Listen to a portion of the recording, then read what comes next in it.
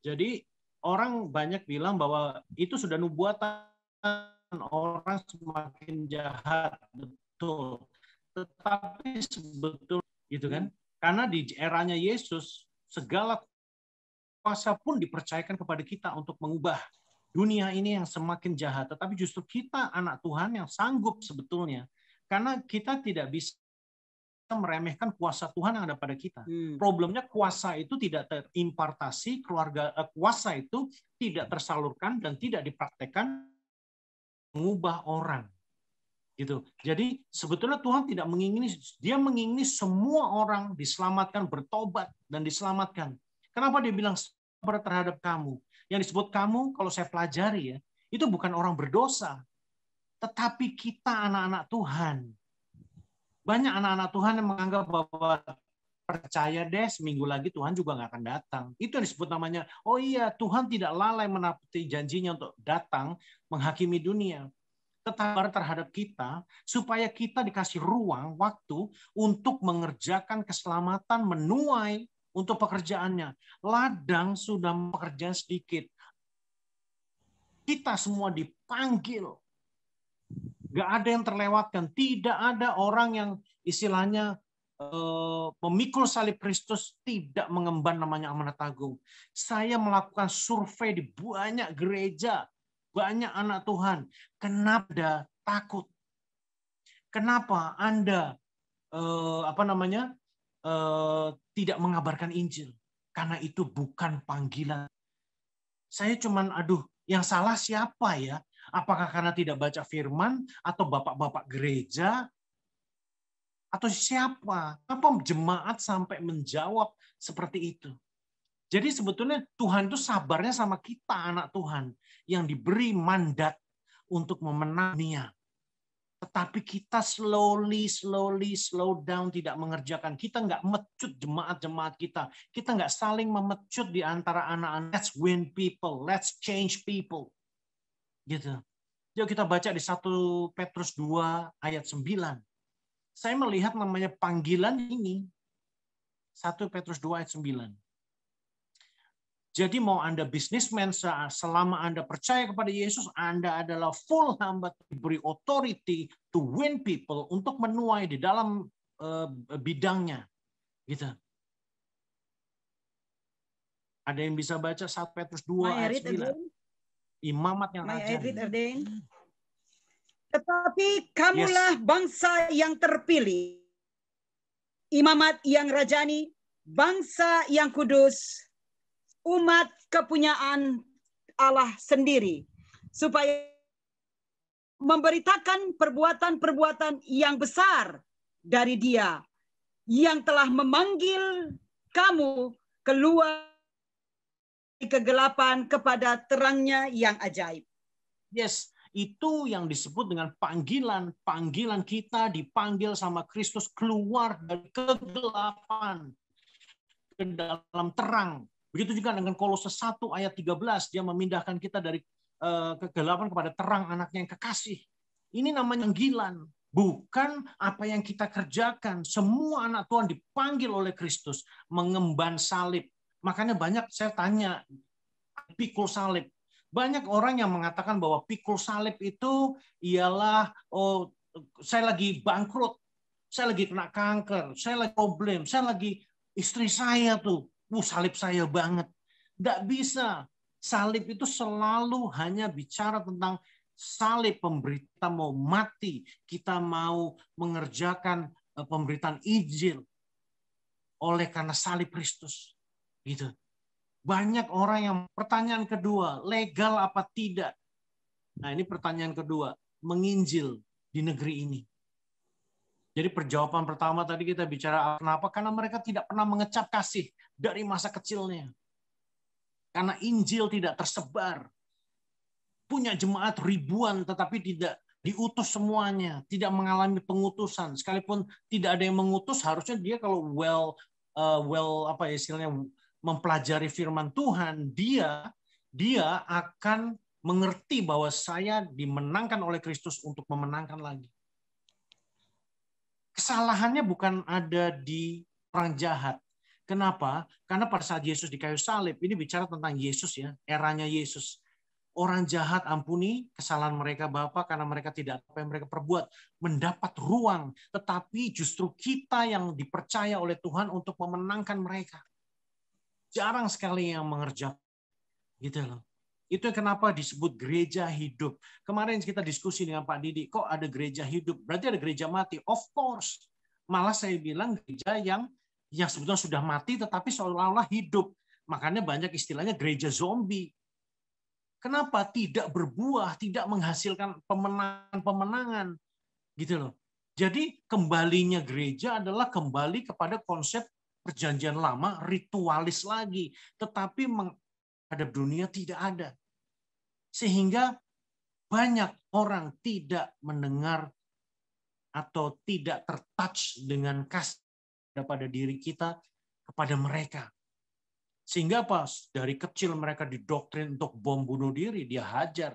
Kalau Bapak Ibu lihat video yang ngantri untuk bom bunuh diri ribuan. Saya cuma pesan kepada gereja, kalau kita tidak unite seperti yang Pak Didi katakan, kita tidak bergandeng tangan sama anak Tuhan, sesama gereja, sesama instansi, ya kita akan kalah. Yang kedua, kalau tidak mengabarkan Injil sebagai bisnis utama pekerjaan gereja hari-hari, tidak menjadikan jemaat. Berapa banyak melihat bahwa jemaat itu berkonsep kita nih domba terus, berpuluh-puluh tahun jadi domba.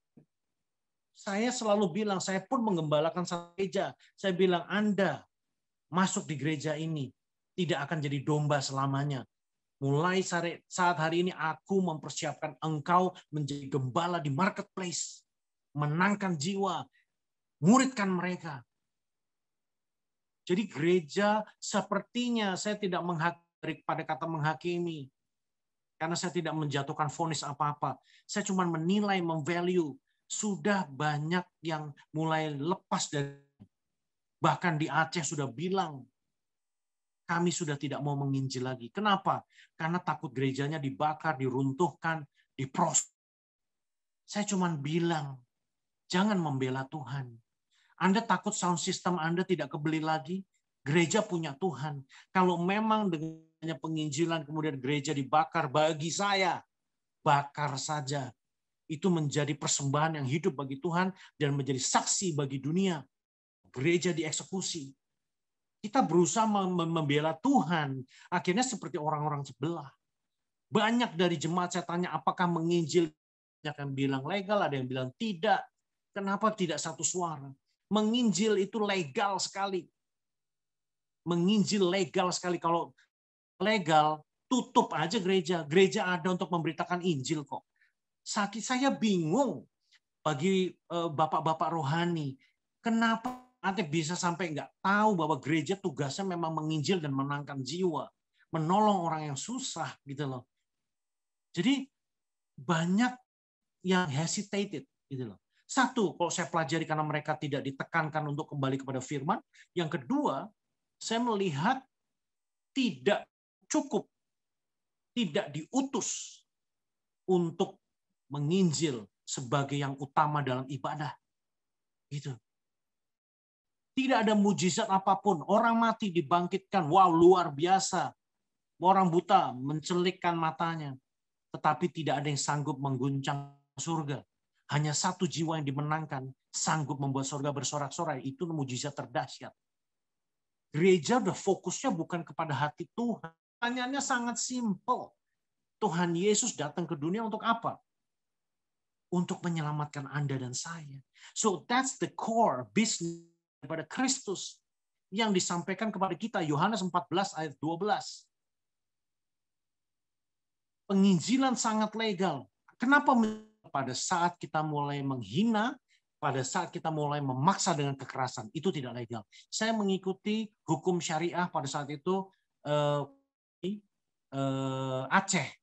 Saya melihat dokumen-dokumennya. Bahwa hukum syariah, saya hidup di Timur Tengah 13 tahun. Itu hanya berlaku agama Muslim. Yang tidak masalah. Apakah mereka boleh menginjil? Mereka boleh sebetulnya.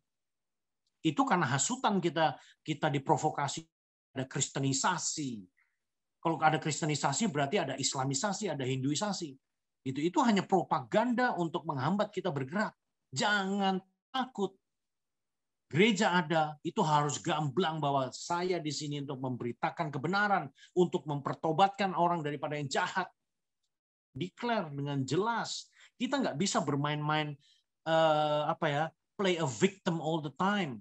Kita nggak bisa namanya lemah lembut seperti itu, tidak. Kita harus berani menyatakan salib Kristus. Itu disebut dengan pikul salib. Mau ada yang bisa membacakan Yohanes 14 ayat 12.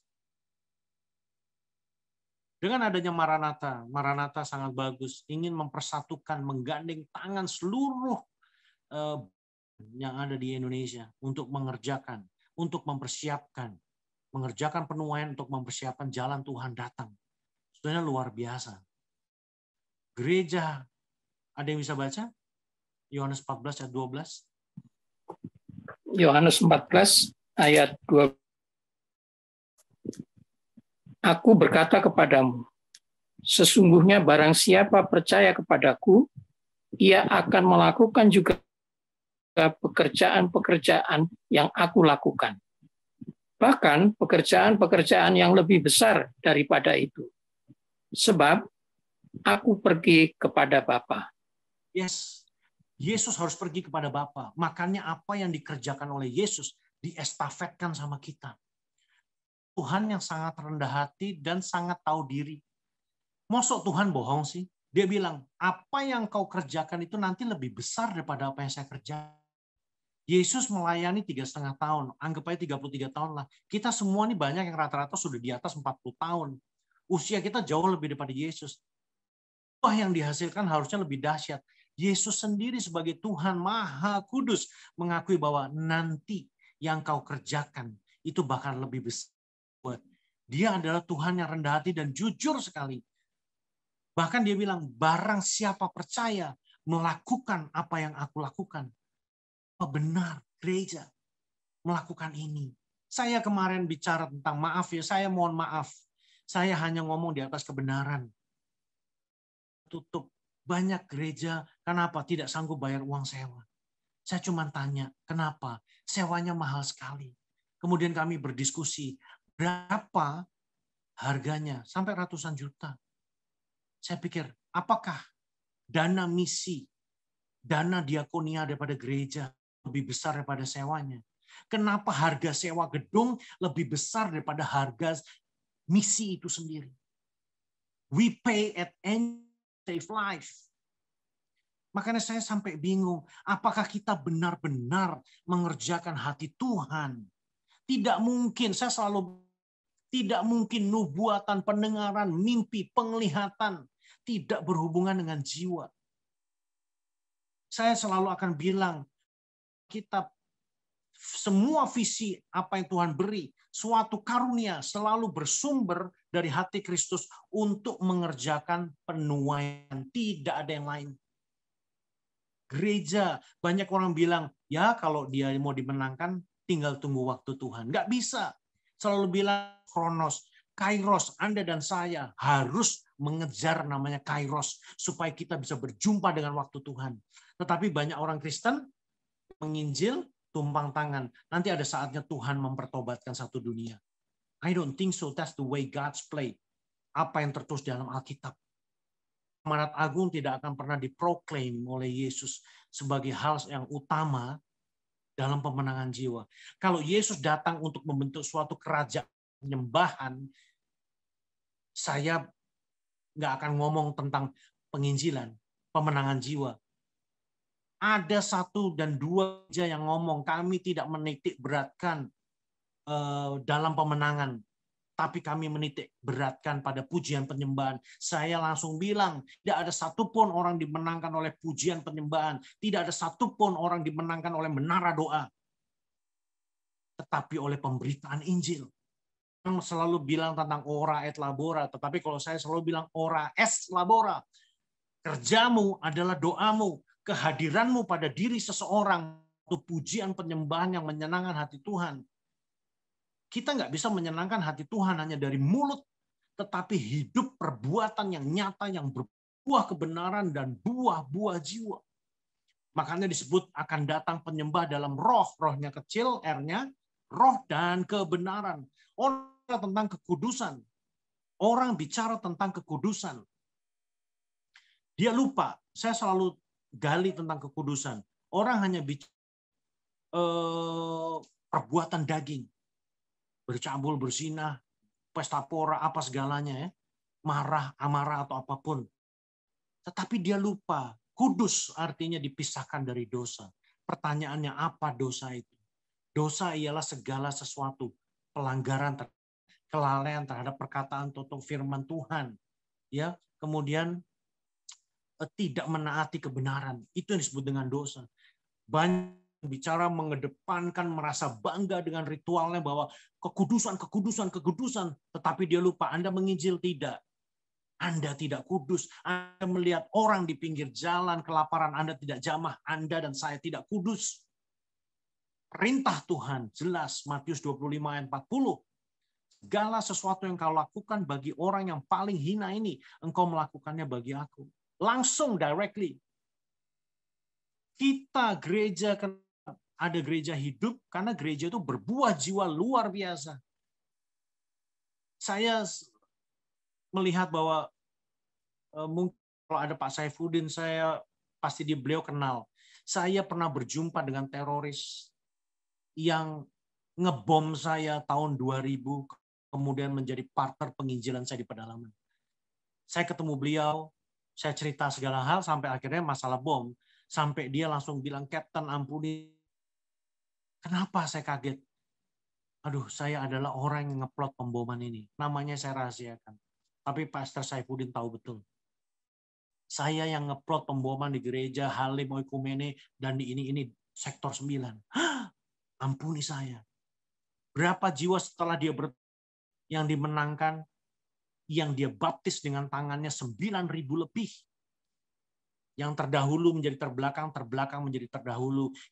Beriman yang notabene dipercayakan kebenaran. Apakah melakukan hal yang sama? Itu. Kita ini sebetulnya yang Kristen ini harusnya kita malu. Nggak boleh merasa cukup. Every day saya nggak bisa tidur melihat jiwa. Kita tidur diam, jiwa pasti binasa. Banyak yang tidak mengenal Yesus. What can we do? Church, wake up. Jangan kembali kepada ritualis-ritualis lagi. Makanya gereja itu seperti Yesus konsepnya. Mencari jiwa, mencari yang terhilang, berjalan. Every day harus lakukan pemenangan-pemenangan yang biasa. Transformasi nolong orang di pinggir jalan is a business day to day. Bukan jadi program. Programnya cuma touch and go, bagi-bagi nasi bungkus, selesai. Tapi winning every day. Padahal punya jemaat ribuan, utus. Gitu loh. I'm sorry, saya bicara terus terang. Mungkin Bapak, maaf, saya minta maaf sekali lagi. Saya orang lapangan. Saya di lapangan melihat, saya mengadakan survei. Itu yang disebut namanya gereja banyak mati. Bahkan mati merasa hidup. Dia fokusnya tidak pada hati Kristus, tidak pada pemenangan lagi.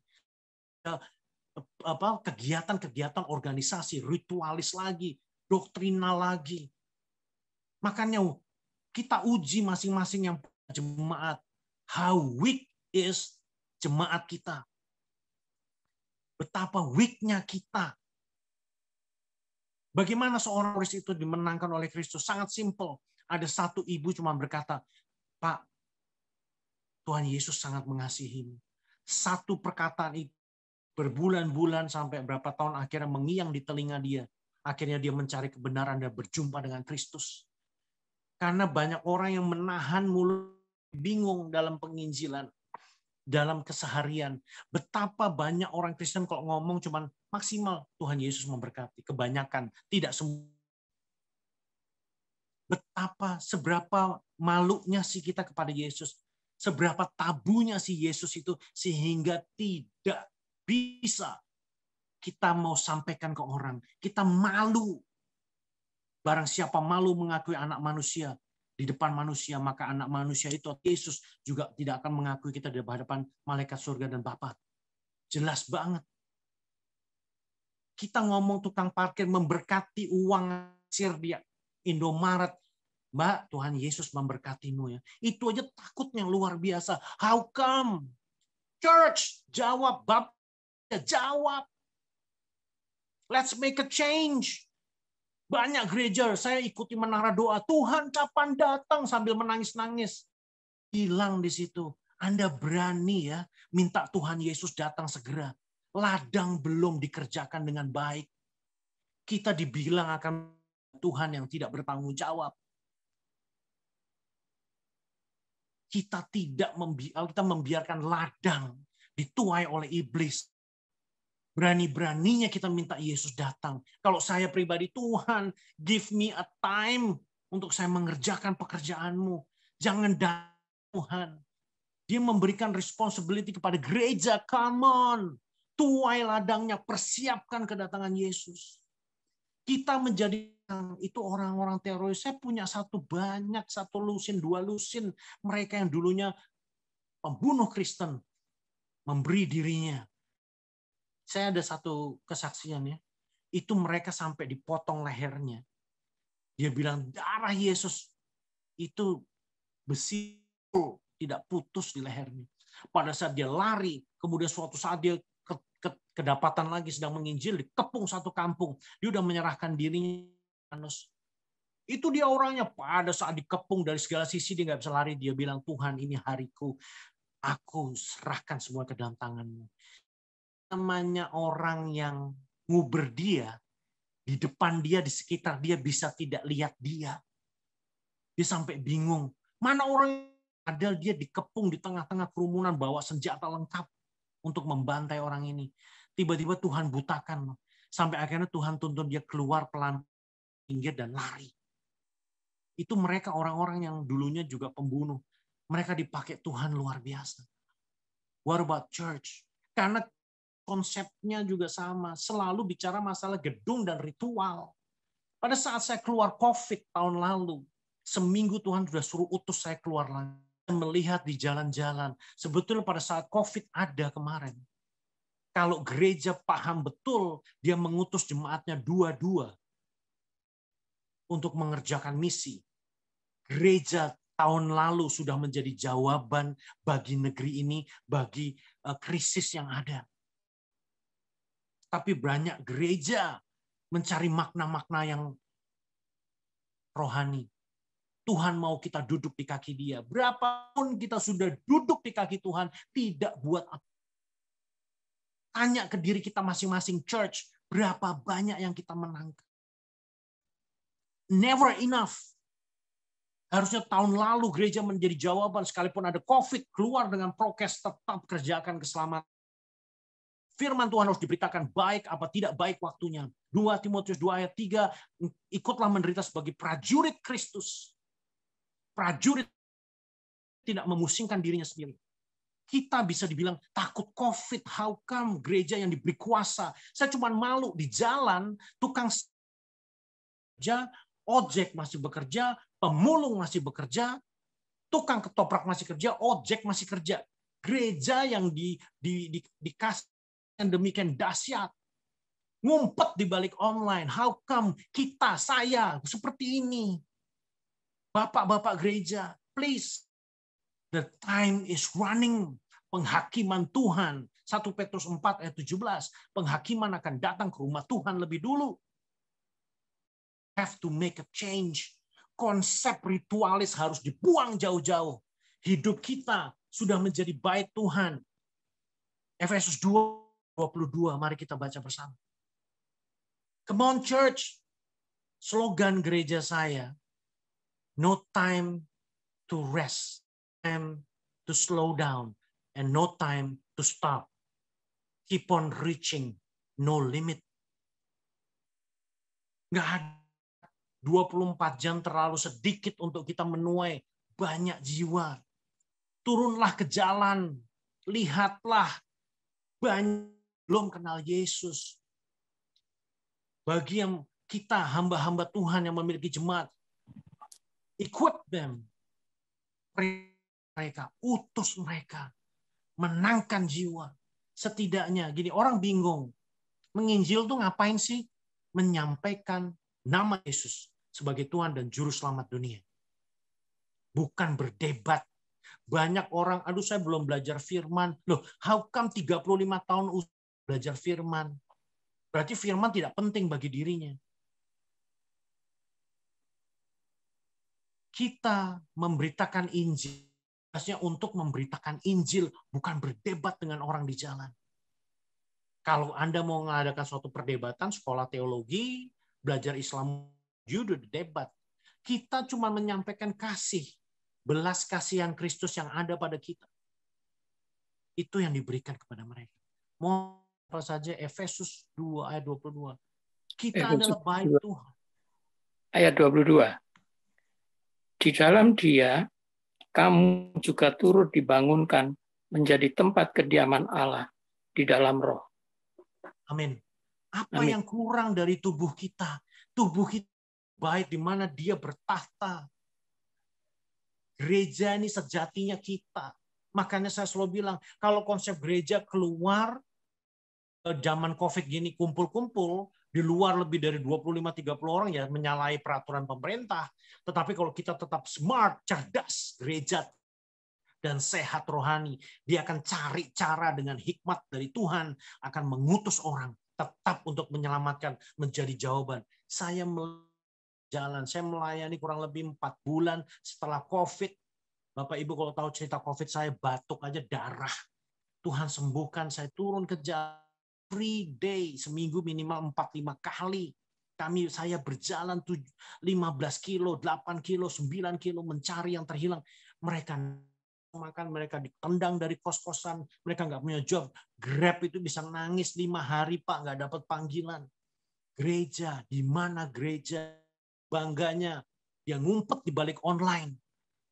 I'm sorry to say, mungkin di sini ada yang tersinggung, saya minta maaf. But let God judge me.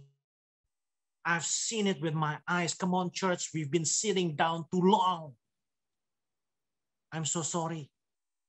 Saya harus mengejar namanya kairos, waktu Tuhan. Jangan kita berdiam diri seolah-olah kairos itu nyamperin kita. Kairos itu gerakannya cuma searah. Once dia lewat kita ketinggalan. Dan kita akan tersesat.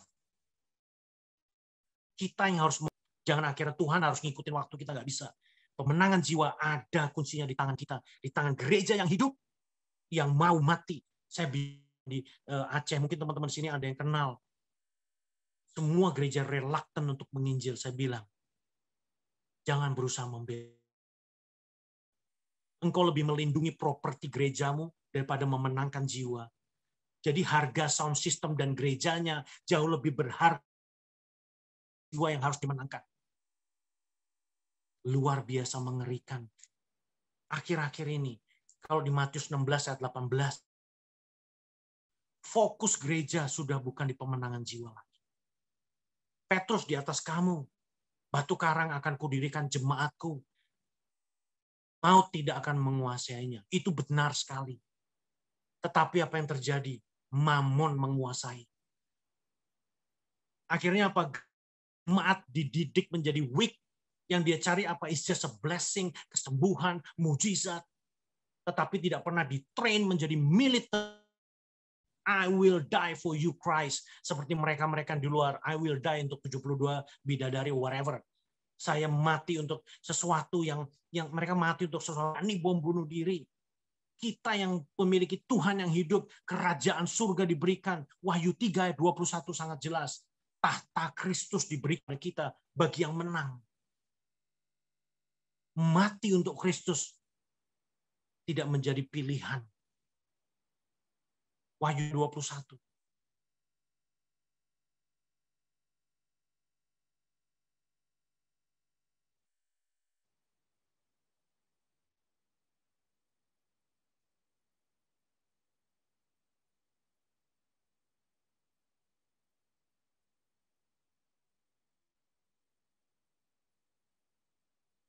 Ada yang bisa baca? Wahyu 3 ayat 21. Apa menang? Ia akan Ia akan kududukkan bersama-sama dengan aku di atas tahtaku. Bagaimana aku pun telah menang dan duduk bersama-sama dengan Bapakku di atas tahtanya. Amin. Suatu janji tahta tidak pernah di-share. Tahta raja tidak pernah di-share kepada orang. Bahkan kita menyentuh tahta aja bisa dibunuh ya. Tetapi Yesus kita luar biasa baik. Reward-nya luar biasa. Kita akan didudukkan di atas tahta barang siapa menang. Menang terhadap jiwa-jiwa yang dicengkram oleh kegelapan. Berapa banyak gereja mendidik jemaat to die for Christ. 1 Yohanes 3 ayat 16. Boleh dibaca. Kita di sini benar-benar harus bergandeng tangan. Tebarkan jala bersama-sama. Let's win people every day.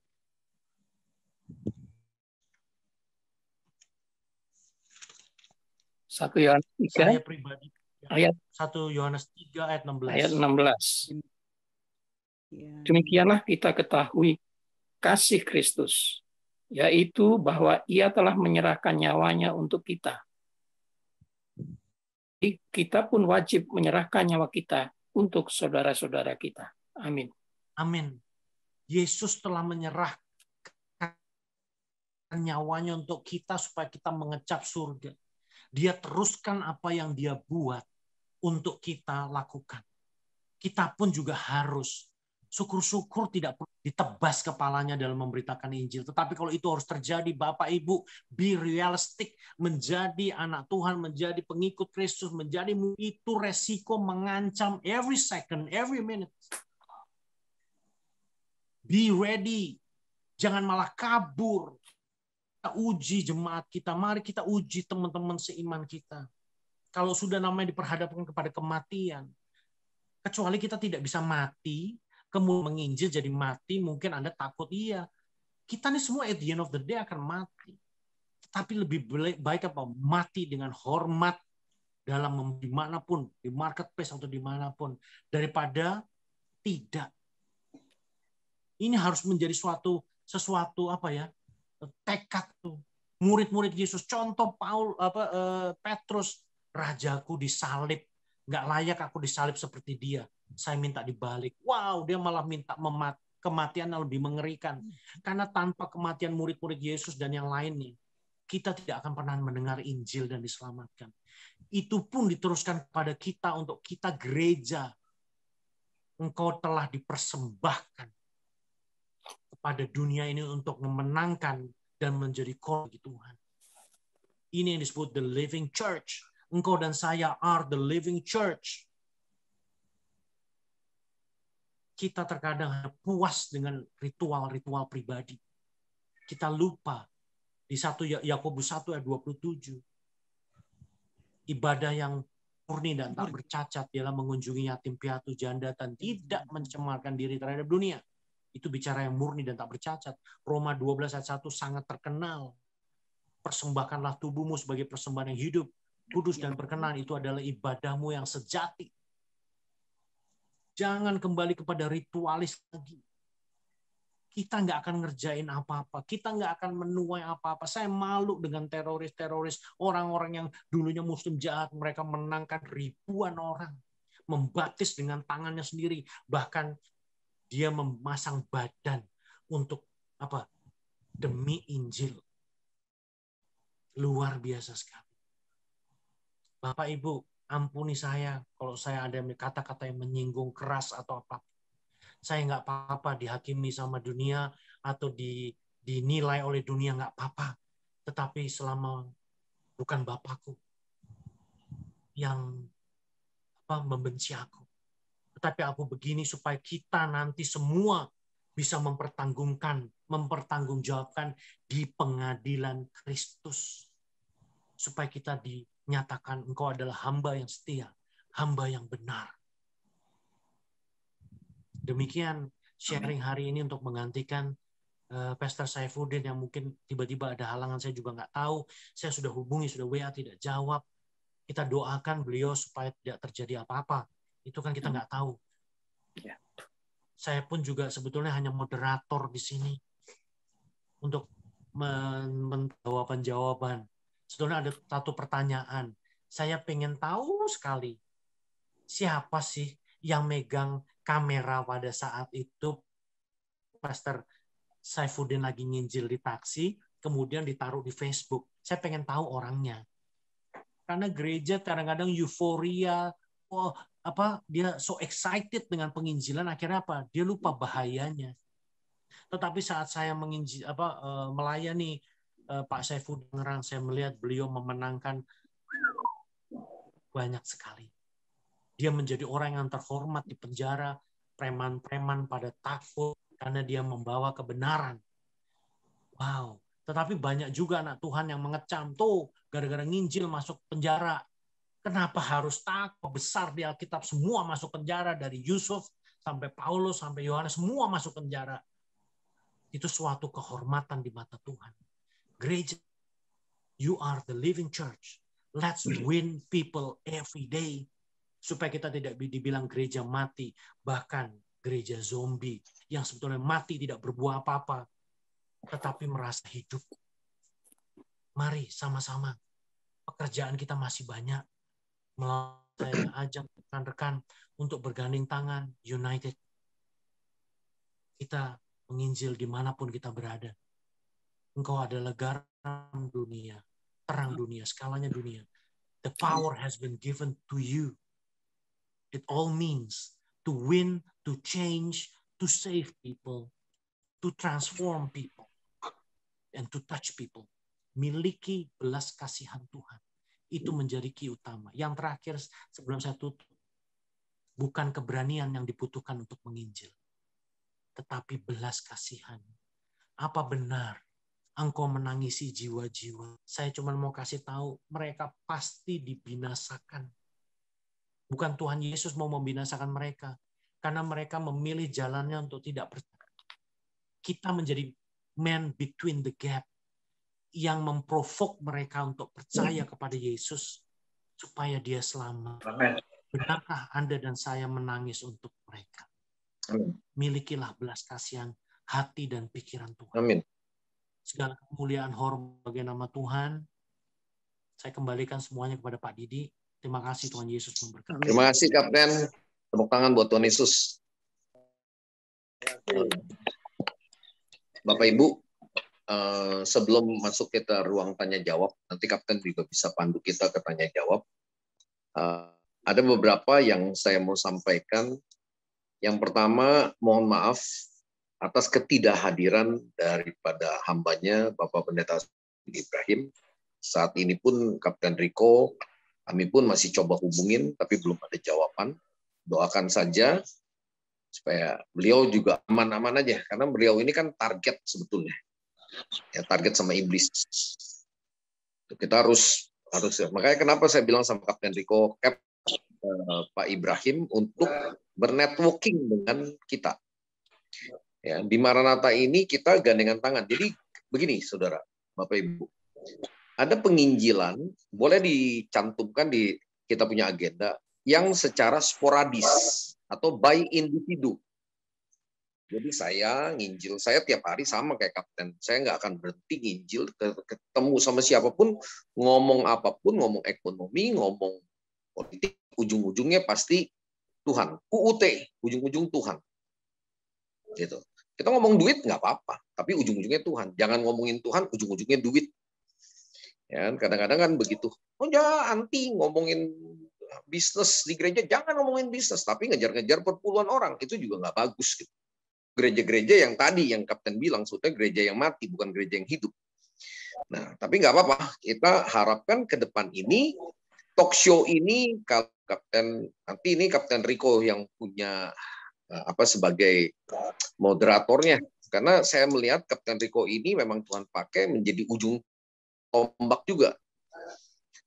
Hatinya memang untuk penginjilan. Nah, cuman penginjilan ini harus secara di samping sporadis, pribadi lepas pribadi. Kebanyakan orang agak, dia bilang nggak bisa ngomong lah. Padahal sekarang nggak usah pakai ngomong ya. Kita pakai tangan kita juga bisa ketik-ketik, kita sebarin aja. Sudah orang jebol semua. Udah nggak ada lagi pakai, nggak bisa ngomong, nggak mungkin. Gitu. Nah itu yang sporadis atau by individu. Tapi ini pergilah jadikan semua bangsa muridku. Dulu saya berpikir ya saya tapi bagaimana saya bisa muridin satu bangsa Indonesia kalau tidak bisa unity the body of Christ. Jadi bukan hanya GBI, bukan hanya GPDI, bukan hanya Katolik, bukan hanya GKI. Ini sinergi. Kisah Rasul 2 ayat 41 sampai 47. Bapak-bapak boleh lihat, ibu-ibu tolong lihat. Itu kehidupan jemaat mula-mula. Jadi mereka unity, ada 4 tingkatan di situ. Unity di dalam doa pujian penyembahan, nanti juga boleh ke depan kita buat mungkin sebulan sekali pujian penyembahannya. Kita lebih banyak membahas tentang talk show dalam pengajaran firman. Di sini ada ruang tanya jawab. Kalau nanti disepakatin, ya kita bikin ini rutin seminggu sekali atau minimal 2 minggu sekali. Supaya semakin banyak jemaat-jemaat yang terbuka gitu. Jadi bukan satu arah, tapi di sini bisa 2 arah. Apa mau nanti, tapi tentu dalam konteksnya, jangan lari kemana-mana. Gitu. Terus yang kedua, kita harus bikin secara sistematis. Ini boleh dicatat ya, Bapak Ibu, Kapten Rico. Tuhan tadi ngomong waktu Kapten Rico bicara terus gitu. Tuhan bilang gini, yang by individu ya sudah, memang nggak terlalu banyak, tapi sistematis. Karena Tuhan juga bekerja bukan hanya sporadis, bukan hanya by individu, tapi juga secara sistematis. Apa itu sistematis? Berarti kita harus membangun Christ Kingdom System. Seperti apa gambarannya? Seperti gereja mula-mula. Jadi unity di dalam doa pujian penyembahan itu nanti makin lama yang terus makin besar. Ya, sekarang kan udah nggak bisa dibatasin lagi. Kapasitas gereja yang 20.000 pun udah selesai, tutup. Karena nggak mungkin dikasih lagi izinnya juga. Ya, dengan COVID-19 ini sampai kapan? Sampai akhir tahun. Belum tentu juga gitu. Nah, berarti kesempatannya kita memakai medsos ini, sosial media ini. Nah, kita tinggal connectingin aja dengan gereja Murtau ada berapa banyak. Kita saling mendukung. Ya, setiap gereja itu pasti punya kelebihan dan kekurangan. Dan unity itu berarti kita melengkapi. Kelebihan saya menutupi kekurangan Bapak Ibu. Kelebihan daripada Bapak Ibu menutupi kekurangan saya. Begitupun gereja satu sama lain. Nah, itu nanti kita bangun secara sistematis. Dalam doa pujian penyembahan, dalam pengajaran para rasul. Kalau baca di ayat 42, mereka bertekun dalam pengajaran rasul-rasul dan dalam persekutuan. Dan mereka memecahkan roti dan berdoa. Jadi ada unity dalam doa pujian penyembahan, ada unity dalam pengajaran firman Tuhan. Nanti di sini silakan aja. Ada Pak Hendrik di sini, ada Pak Joko Markus, ada Ibu Sukiman. Silakan kita berbagi. Nggak ada yang lebih pinter. Semua pasti punya masing-masing yang Tuhan taruh ya dalam pengajaran atau dalam pengetahuan firman Tuhannya. Mari kita sama-sama bangun ya untuk saling Nah, kita bangun sistem dengan cara begini. Kita ketemu, sudah nggak bisa ada batas ruang dan waktu lagi. Kita gunakan aja sosmed. Ya, misalnya dari jam berapa tadi kita mulai jam 4. Ya, let's say 2 jam lah. Ya, pujian penyembahan cukup tadi sebetulnya 10 menit aja. Kita masuk langsung ke pembahasan firman. Silakan nanti gantian aja yang bawa firman. Jadi tapi nanti tetap moderatornya mungkin tetap kalau boleh Pak Saifuddin dengan Kapten Rico. Jadi ini kita buat secara reguler supaya nanti ada putarannya, Pak. Karena saya melihat, saya mempelajari gereja Murtadin Indonesia tiap hari loh. Mereka khususnya yang latar belakang dari Muslim. Mereka begitu menyala-nyala. Mereka tantang itu terjadi debat ya kepada yang di Muslim ya. Nah kita memang mungkin nggak akan mau buat begitu. Kenapa? Buat apa perdebatan? Kita membuktikan nanti dengan kasih. Ya, nggak usah diperdebatkan. Gitu. Nah, terus kemudian maka ketakutanlah mereka semua sedang Rasul itu mengadakan banyak pujian dan tanda dan semua orang yang telah menjadi percaya tetap bersatu dan segala kepunyaan mereka adalah kepunyaan bersama. Nah, ini bicara tentang ekonomi. Nah, gereja tidak berani bicara tentang ekonomi tubuh Kristusnya. Kenapa gereja tidak berani? Karena menyangkut uang. Takut nanti uangnya. Nah, bedanya dengan orang-orang Muslim. Mereka punya zakat, infak, sedekah dijadiin satu. Badan Amir Zakat Basnas. Ada lagi beberapa Jadi walaupun mereka 2,5%, mereka punya kekuatan yang digabung jutaan, puluhan juta orang. Di samping mereka di masjid-masjid mereka punya yang namanya kolekte juga, sama kayak kita juga. Nah, tapi mereka punya kekuatan uang yang dipersatukan. Nah, gereja enggak. Gereja yang besar dia kumpulin uangnya. Itu menjadi gereja yang tadi mandul. Sebetulnya gereja ini tidak menghasilkan apa-apa kecuali hanya bersolek aja. Ya, saya juga mengembalakan. Saya ada berapa ratus jemaat. Tapi kalau hanya berpikir untuk kepentingan jemaat lokal, nah di situ nggak akan pernah terjadi transformasi. Seperti yang tadi Kapten sampaikan, amanat agung itu yang paling penting.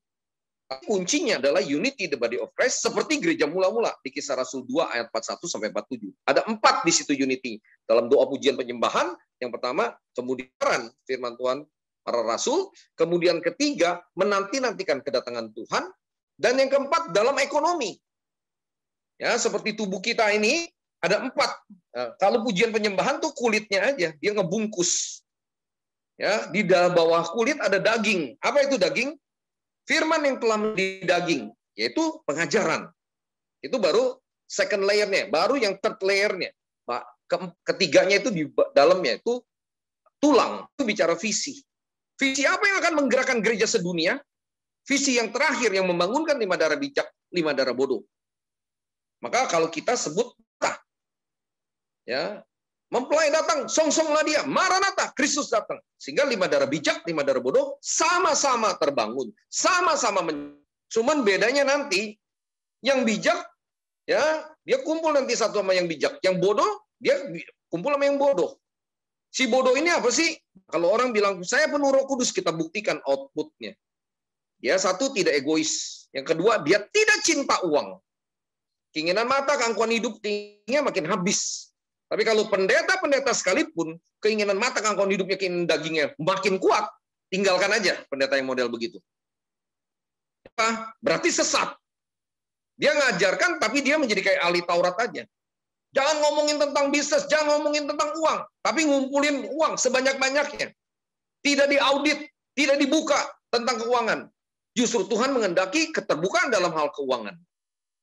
Nah, ini kekurangan-kekurangan dari gereja tadi. Gereja yang tanda kutip mungkin udah suam-suam kuku juga. Tadi waktu Kapten sampaikan di Wahyu 3 ayat 21, itu untuk jemaat di Laodikia. Nah, jemaat Laodikia itu jemaat yang sudah mapan dia di situ. Jemaat ke-7. Kaya. Tapi Tuhan bilang, kamu miskin, kamu buta, kamu malang, kamu melarat. Nah, itu gambaran gereja-gereja yang di Amerika. Gereja-gereja yang ada di Eropa. Gereja mana? Termasuk di Korea Selatan. Sekarang sudah melempem semua. Nah, gereja di Indonesia akan mengalami yang sama kalau tidak mau keluar dari zonanya. Seperti yang tadi Kapten bilang. Kalau hanya berpikirnya sebagai istri yang cantik, bukan istri yang cakap. Amsal 31 ayat 10 sampai 31. Istri yang cakap itu gereja yang melayani secara holistik. Baca di situ Amsal 31 ayat 10 sampai 31. Jelas sekali. Ini makanan keras, yang kita bicara makanan keras. Memang agak sulit. Kalau yang masih tentang hanya pujian, penyembahan, itu kulit, kata Tuhan. Tuhan senang. Intimasi, intim benar. Maaf ya, kita udah dewasa semuanya. Suami istri intim, begitu dia intim, dia menghasilkan apa? Buah. Buahnya apa? Anak. Kalau kita intim sama Tuhan, kita tidak menghasilkan jiwa-jiwa, bohong berarti. Kalau kita intim sama Tuhan, tapi kita menghasilkan buah roh, buah pertobatan, buah pelayanan, jiwa-jiwa, bohong. Itu mandul rohani. Banyak orang yang sekedar intim ya, ini maaf ya, dia hanya menikmati hubungan intimnya. Dia tidak punya konsep untuk menghasilkan buahnya. Ya, jadi ini yang bahaya justru. Ya, jadi bahaya sekali di situ. Nah, ini kita bedah, kita buka, nggak apa-apa, kita sharingkan aja. Waktunya supaya pemahaman-pemahaman, tingkat pemahaman kita kedewasaan dalam rohani, memandang firman Tuhan itu bukan lagi sebagai anak-anak. Ya, ada 7 tingkatan sampai kepada sahabat. Mempelai aja tuh pada level ke-6. Itu. Jadi kita akan lihat nanti bersama-sama. Mari kita sama-sama.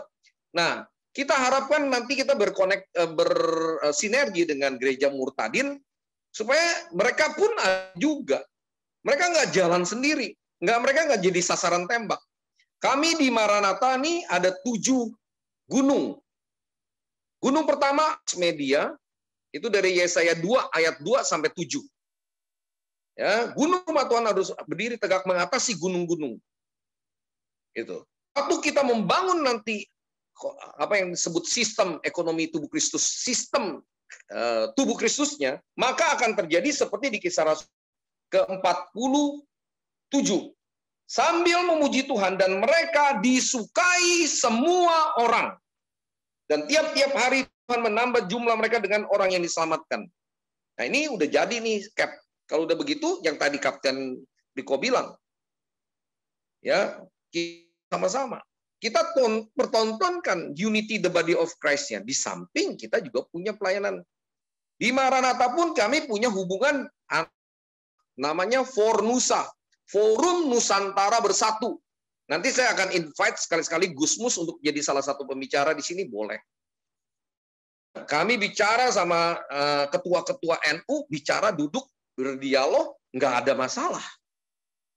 Ya, termasuk sama yang dari Hindu, ya Katolik, sama-sama. Nanti ini Maranatha Talk Show ini bukan hanya tentang internal, kita nanti satu waktu bicara juga tentang kebangsaan. Jadi kita tidak akan menuju kepada tanda kutip ya, tanda kutip yang disebut apa partai atau yang namanya politik praktis. Ya, karena kalau waktu politik praktis itu akan terjadi perpecahannya lagi karena belum pada matang di situ. Ya, nah, kita menuju kepada NKRI-nya. Nanti itu dari satu sisi yang sebelah kiri. Sisi sebelah kanannya, kita menuju pada kesatuan tubuh Kristus.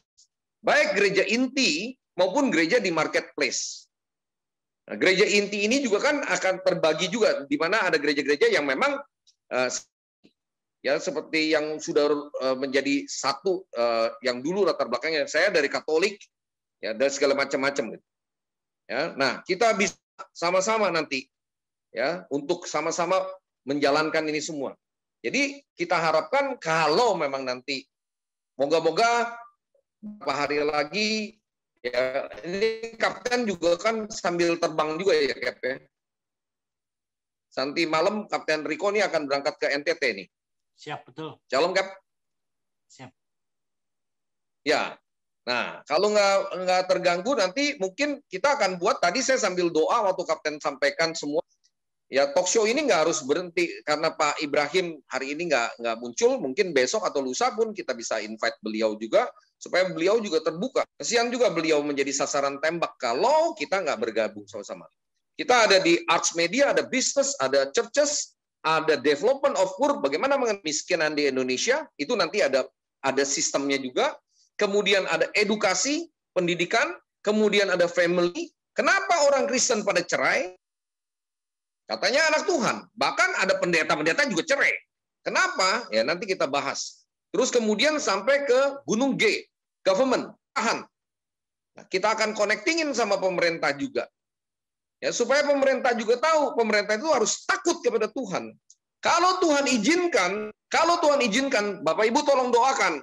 Kita akan ketemu Pak Jokowi, kita akan bicara tentang apa? Membangun hubungan diplomatik antara Indonesia dan Israel. Karena itu yang Tuhan inginkan. Kalau Indonesia mau dipulihkan, siapa yang memberkati Israel akan aku berkati. Tapi siapa yang mengutuk Israel akan aku kutuk. Nah, kemarin ada beberapa hamba Tuhan datang bicara sama saya, Pak Didi tolong sampaikan, coba sampaikan ke Pak Jokowi. Ya nanti ada waktunya kita sama-sama kita menghadap. Ya, saya percaya nanti ada waktunya Tuhan. Ya, ada beberapa poin yang kita sampaikan kepada Pak Jokowi. Jadi dampak, nah kita lagi bangun sistemnya. Tapi tanpa mengurangi, kita punya kerinduan, passion yang seperti Kapten tadi katakan, secara sporadis, secara individu, tetap memberitakan Injil. Dua, jadi ada secara sporadis, secara sistematis. Nah yang kita siapkan ini nanti secara sistematis. Supaya kita nanti bergeraknya bersama-sama. Kira-kira begitu. Pertanyaan silakan, nanti Kapten bisa bantu jawab. Terima kasih Tuhan Yesus berkati. Ya. Boleh saya Pak Didi? Ya, silakan. Saya Pak Markus, tinggal di Iya Pak Joko. Ya. Yang pertama ini begini.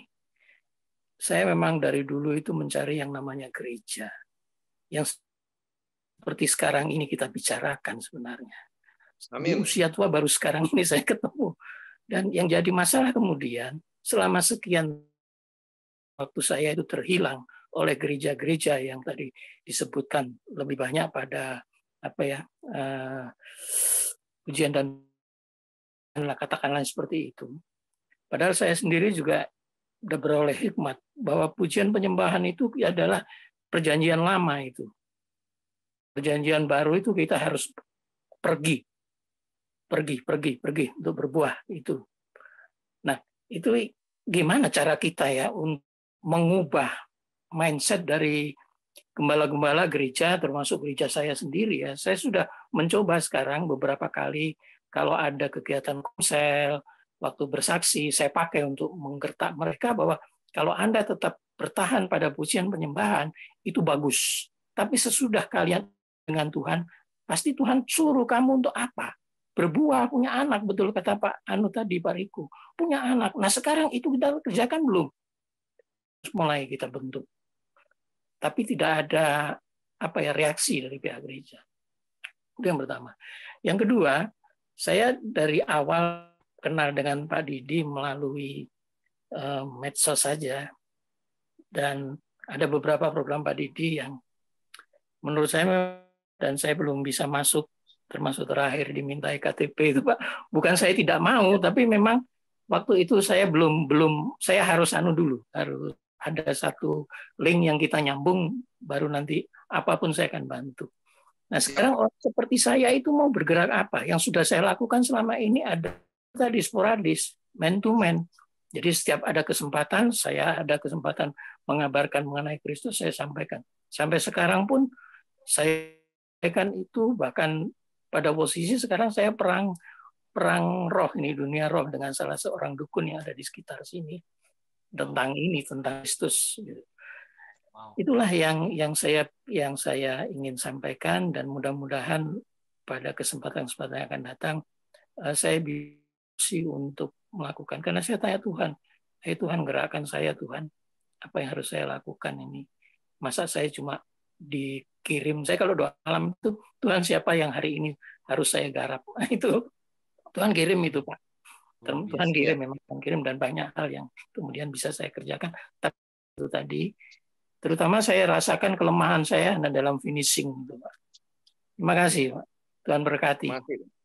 Terima kasih Pak Joko Markus. Terima kasih untuk Pak Joko yang boleh setia bergabung. Ya, memang kita punya WA group. Nanti WA group kita akan connectingin semua. Semua harus terconnecting karena sebetulnya kita udah ketinggalan jauh. Ya. Jadi memang kita harus mempersembahkan, itu benar. Tubuh kita ini lewat doa pujian penyembahan. Tapi benar, itu kan sebetulnya doa itu kan nafas. Nafas mesti diinget-ingetin terus. Saya suka ledekin juga. Nafas lu, Pak Joko mah nafas dong. Ya, Pak Hendrik, ya, Pak Riko nafas. Ya nafas ya otomatis. Itu kan nafas hubungan kita sama Tuhan. Nafas kehidupan orang percaya. Pujian penyembahan itu keintiman. Tapi setelah kita nafas, kita mendapatkan oksigen, kita dong. Itu. Jadi bukan cuma doa doang, jangan bersembunyi di balik doa.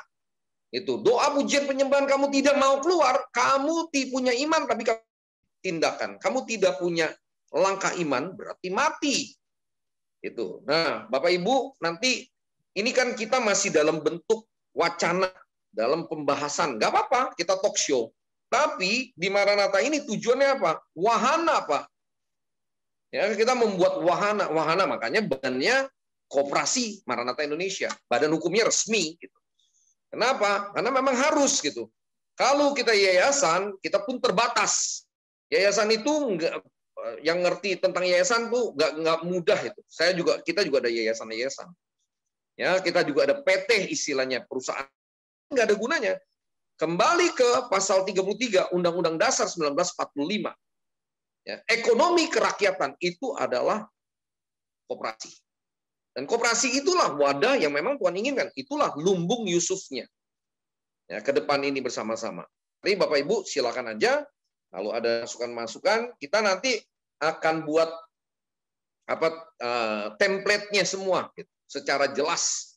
Karena kita sekarang jangan hanya kepada sukses. Orang Kristen ini terjebak kepada sukses pribadi, maupun pendetanya, maupun pengusaha-pengusahanya. Sukses pribadi, dia tidak membangun Christ Kingdom sistemnya. Gitu. Jadi masih yang penting saya selamat untuk diri saya, buat keluarga saya. Kan keselamatan pribadi. Nah, salah dipengertikan.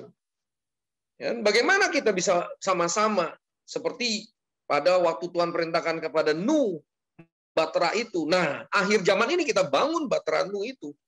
Bangun Bahtera Nuh ini apa? Bicara kebersamaan. Unity, the body of Christ.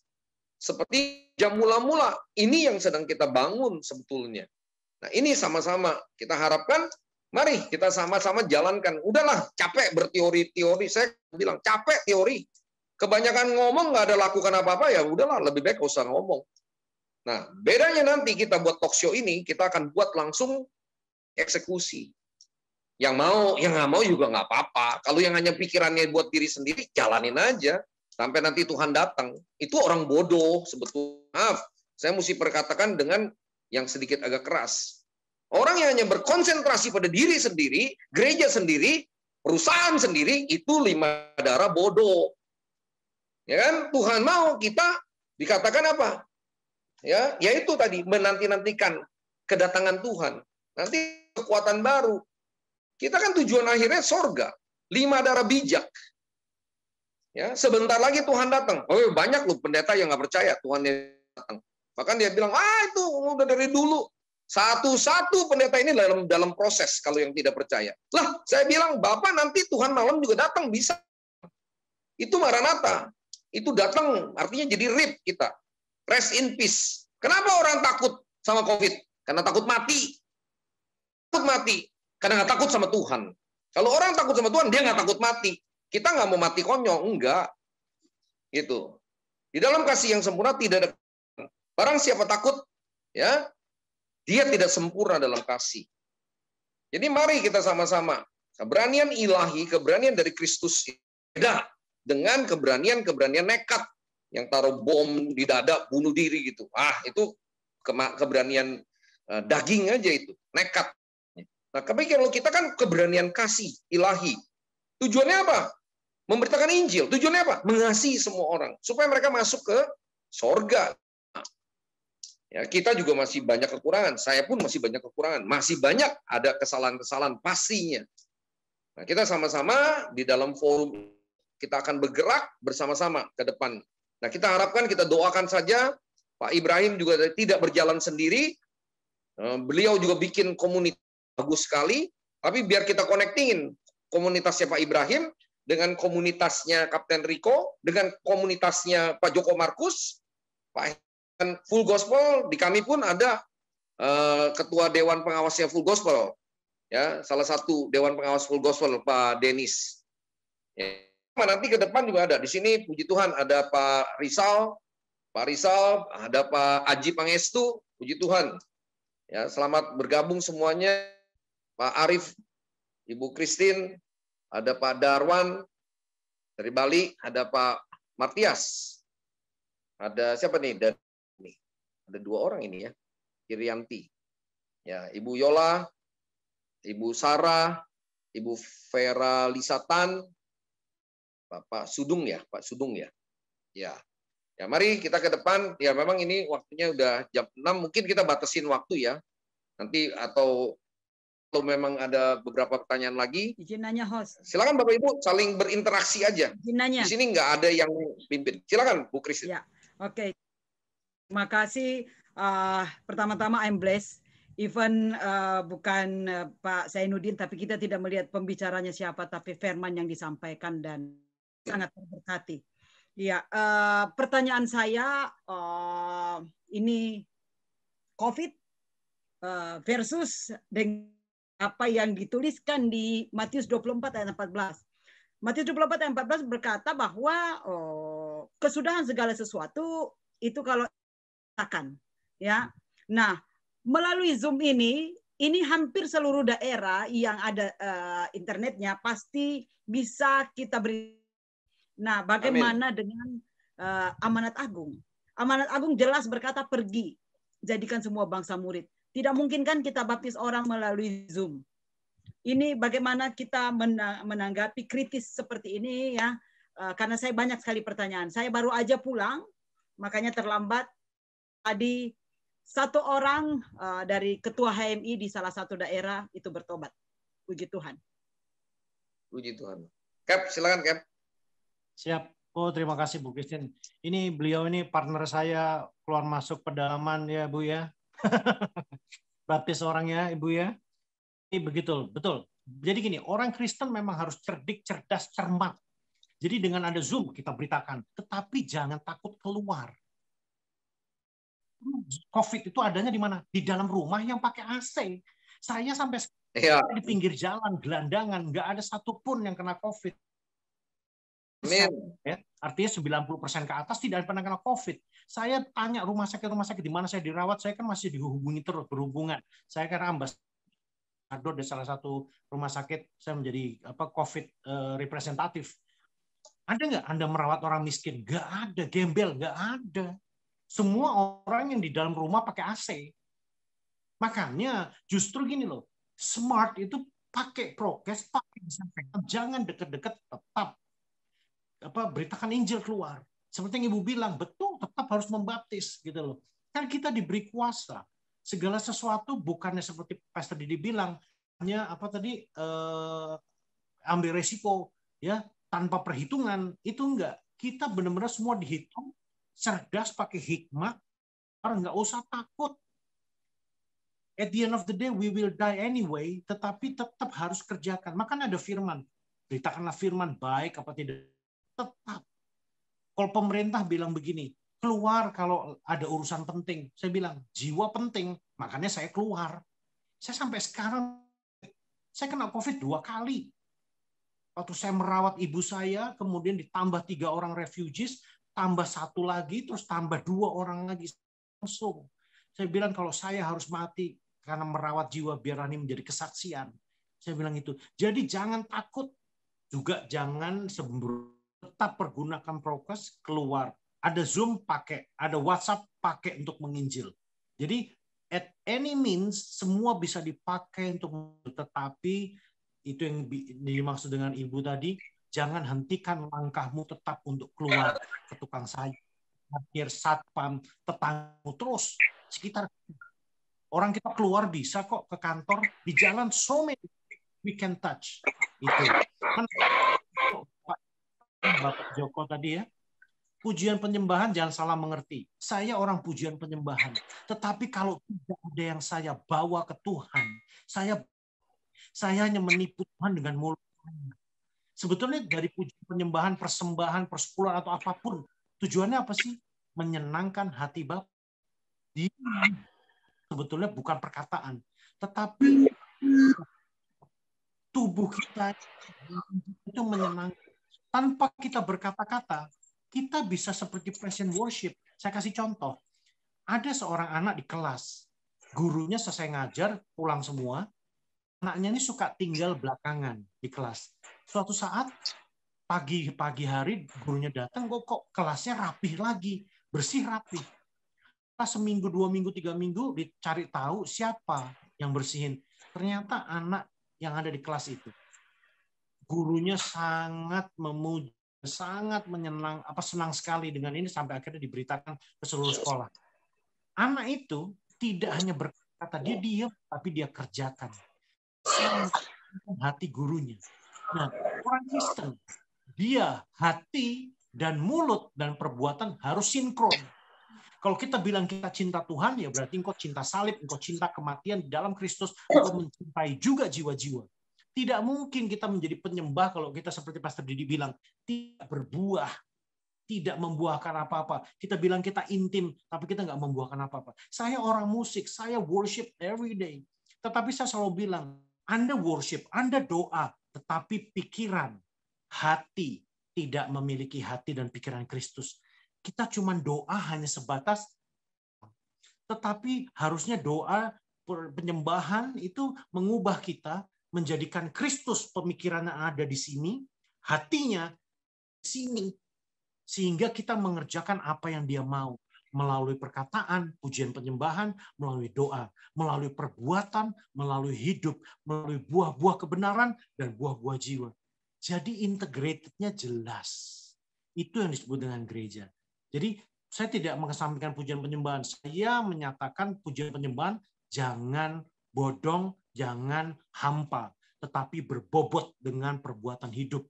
Baru kita naik. You are the greatest God. Ya kan? Engkau adalah Tuhan yang mulia. Tetapi perbuatan hidup kita berbuah. Ada bobotnya pujian penyembahan. Disitulah hadirat Tuhan hadir, menghadirkan kuasa dalam hidup kita. Amin. Amin. Terima kasih, Cap. Bapak Ibu, tadi Ibu sampaikan bagaimana baptis orang. Itu ya, Bu Christine. Ibu ingat di Kisah Rasul 8 ayat 3, ketika Paulus seberkas ranting-ranting meletakkan di atas api, keluarlah seekor ular beludak karena panasnya api itu, lalu menggigit tangannya. Apa yang terjadi? Mati itu.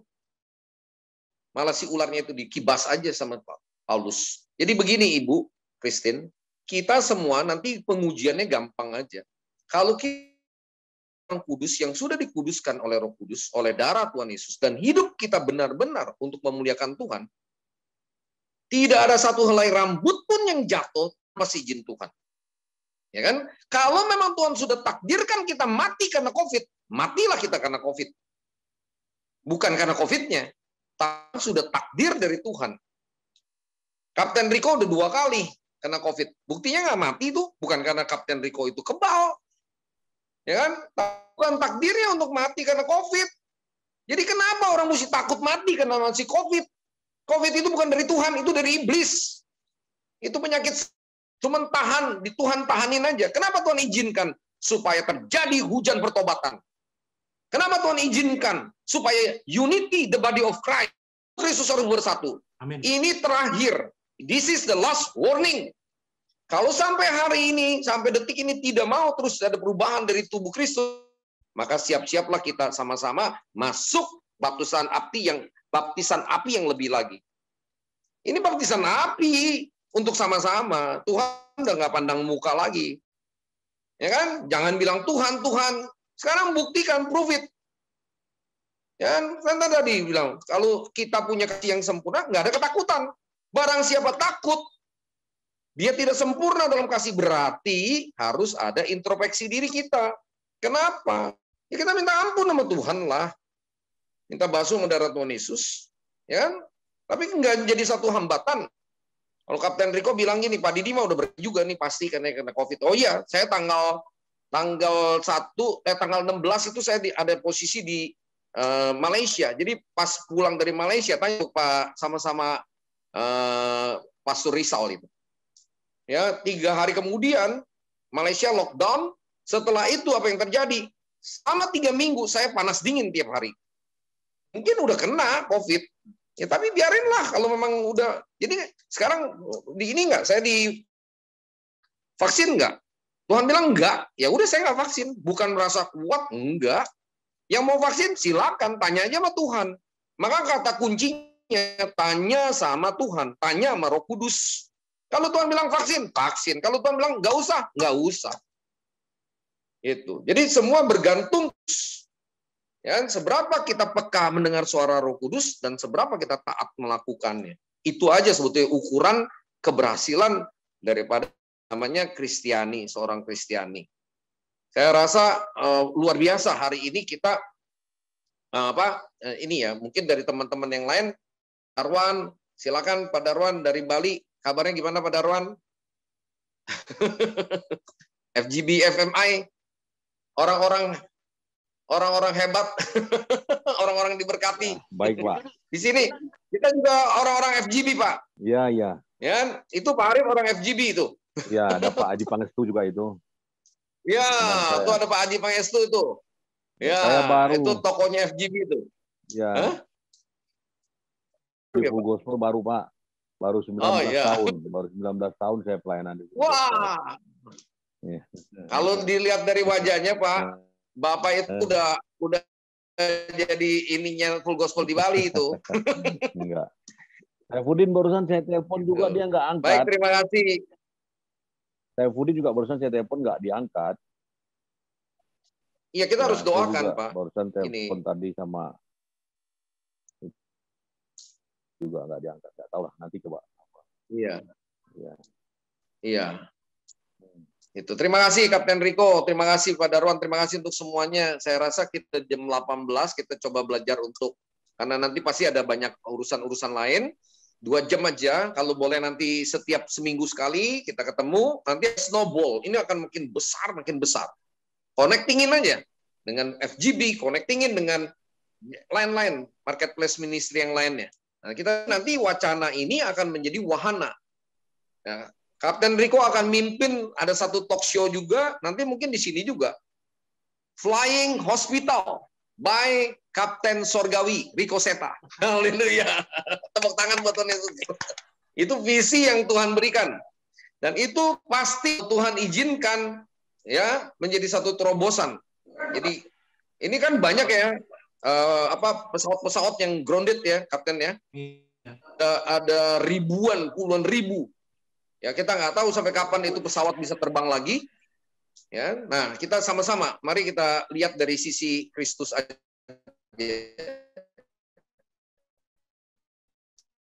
Terima kasih sore hari ini, supaya nanti biar minggu depan kita bisa ketemu lagi. Nanti Kapten boleh hubungin lagi ya dengan Pak Saifuddin, kalau memang bisa nanti dikonekin aja, ketemunya berapa orang dulu gitu. Nah, minggu depannya Rebo kita buat yang rutin aja kalau memangnya sepakat.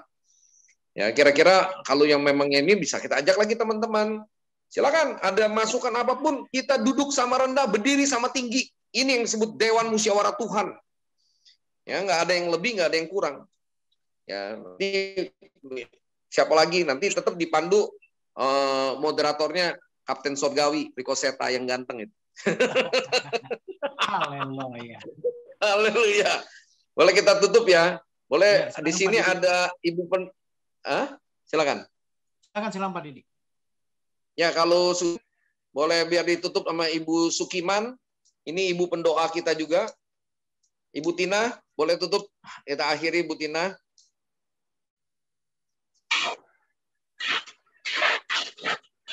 Mute, Bu. Ibu mute, masih di mute. Bu Tina masih di mute.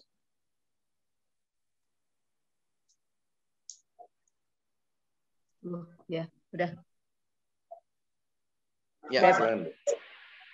Ya, kita satukan hati, kita berdoa untuk penutup.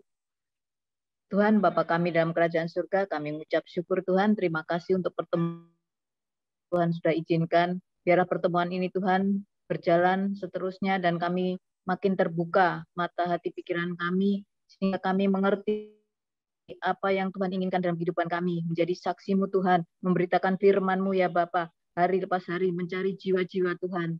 Itu yang kesukaan Tuhan Yesus sendiri. Sesuai dengan firman-Mu Tuhan, jadikanlah semua bangsa murid-Mu Tuhan Yesus. Terima kasih Tuhan Yesus untuk pertemuan ini. Kami mengucap syukur untuk semuanya. Mengucap syukur untuk hamba-hamba Tuhan semuanya yang sudah mencerahkan kami Tuhan dengan pencerahan yang baru, sehingga kami makin mengerti Tuhan apa tujuan hidup kami ya Tuhan Yesus. Terima kasih untuk Kapten Riko, juga hamba Pak Didi, juga hamba-hamba Tuhan yang lain. Tuhan memberkati semuanya. Terima kasih Tuhan Yesus. Dalam nama Tuhan Yesus kami berdoa dan mengucap syukur. Amin.